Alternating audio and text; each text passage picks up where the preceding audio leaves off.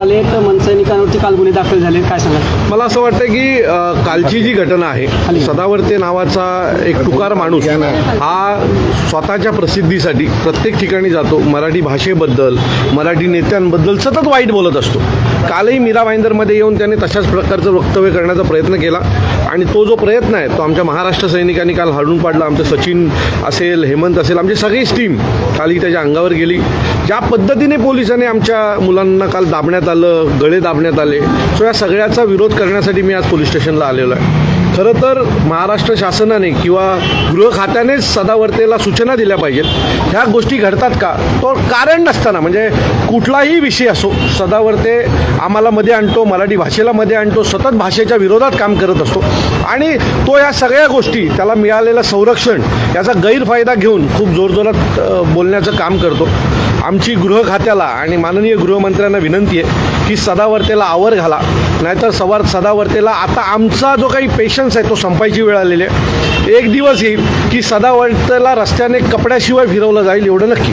काल तो निवेदन दिलेलं आहे, पोलिसांना काय मागणी आहे? आमची मागणी आहे की काल तो जो काही बडबडत होता, खरं तर तो दारू पिऊन बडबडतो की काय कळत नाही, कारण ज्या पद्धतीने काल तो ओरडत होता, बडबडत होता, वकील होता की कोण होता कळत नाही. मला असं वाटतं की ज्या प्रकारे त्याचं बिहेवियर आहे आणि जो तिथे तो बडबडत होता त्याच्या विरोधात देखील आम्ही आता तक्रार केलेली आहे आणि त्याच्यावर गुन्हा दाखल झाला पाहिजे अशी मागणी आम्ही आता नवघर पोलीस स्टेशनला केलेली आहे. अपेक्षित आहे की आज संध्याकाळपर्यंत याच्या बाबतीत योग्य ती कारवाई होईल. नाही झाली तर सदावर्तेला आम्ही धोपटल्याशिवाय राहणार नाही. सतत सन्माननीय साहेबांच्या विरोधात बोलणं, आम्ही तर आमच्या पक्षाकडनं एकही माणूस त्याच्याबद्दल समोरून बोलायला जात नाही. तो दरवेळेला काय घडलं की सुरुवात सन्माननीय साहेबांपासून करतो, मराठी भाषेपासून करतो आणि हे जाणून बुजून तो आम्हाला भडकवण्याचा प्रयत्न करतोय. मग जसं मराठी आंदोलकांनी त्याला घरात घुसून मारलं होतं तसं आम्ही मारायची वाट सरकार बघते का? सरकार त्याला समज का नाही देत आहे? का जाणून बुजून आमच्या अंगावर? त्याला अपेक्षित काय आहे की आम्ही भर रस्त्यात त्याला कपडे काढून मारावं, हे त्याला अपेक्षित आहे का? आमचा एकही नेता, एकही कार्यकर्ता सदावर्तेच्या बाबतीत नावही समोर न घेत नाही, पण हा सतत सन्माननीय साहेबांबद्दल, मराठी भाषेबद्दल जे काही बोलायचं काम करतोय हे त्याला आम्ही घरात घुसून मारावं या दृष्टीने त्याचा प्रयत्न आहे. म्हणजे आणखी 4 पोलीसवाले त्याला संरक्षणाला मिळतील असा काय त्याचा प्रयत्न आहे की काय, हा आमच्या मनात आलेला प्रश्न आहे. मी पुन्हा गृह खात्याला विनंती करतो की या सदावर्तेला आवर घाला. हा आम्ही त्याच्या अंगावर न जाता सतत सन्माननीय राजसाहेबांचं नाव घेऊन महाराष्ट्रामध्ये वातावरण खराब करण्याचं काम करतोय. जर गृह खाता याला समज देणार नसेल तर आम्ही कायदा हातात घेऊ आणि आमची लाताबुक्क्याची भाषा जी आहे ती त्याला समजावून सांगू. मराठी सक्तीचं सांगितलं येणार असंही आवाहन केलेलं मीरा भाईंदरमध्ये. कोण? तो जर एका बापाची औलाद असेल तर त्यांनी 4 तारखेला मीरा भाईंदरमध्ये यावं, त्याचं चॅलेंज मी स्वीकारलं.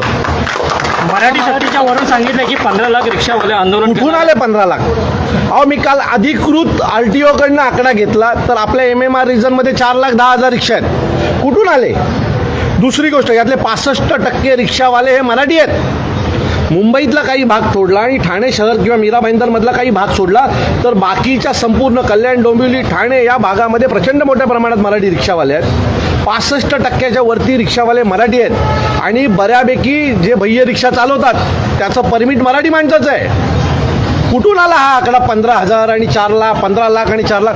हे सगळं आकडे हे महाराष्ट्रातलं वातावरण खराब करण्यासाठी आहे. महाराष्ट्रामध्ये आमची ताकद खूप जास्त आहे. 15 लाख आकडा सांगून आमची महाराष्ट्रात खूप मोठे ताकद आहे दाखवण्याचा प्रयत्न केला. खरं तर महाराष्ट्रामध्ये सगळ्यात जास्त मोठ्या संख्येने रिक्षा चालक हे मराठी आहेत. तुम्ही पाहिजेल तर तुमच्यापैकी अनेक पत्रकारांनी मागच्या 4 दिवसात आमच्या अनेक मराठी रिक्षा चालकांच्या बाईट घेतलेल्या आहेत. तुम्ही त्यांना ऐका. आणि दुसरी गोष्ट, अशीच काही वेळ आली तर आम्ही आमच्या गाड्या काढू, लोकांना घरपर्यंत पोचू. महाराष्ट्रातल्या कुठल्याही माणसाला त्रास होईल असं 4 तारखेला घडणार नाही, हे खात्रीने सांगतो. पण त्याच्यानंतर जर रिक्षा रस्त्यावर उतरवल्यात तर त्या रिक्षा UPलाच पाठवू तुमच्यासोबत. संजय निरुपमनी सुद्धा याचं समर्थन केलेलं नाही. त्यांचं असं म्हणणं आहे की दोन गट पडले. परिवहन मंत्र्यांनी सांगितलं की परमिट रिक्षा पाहिजेत, मराठीच पाहिजे. संजय निरुपम बोलत आहेत की परमिट रद्द करू नका. संजय निरुपमाने स्वतःला सांभाळावा असं समजा.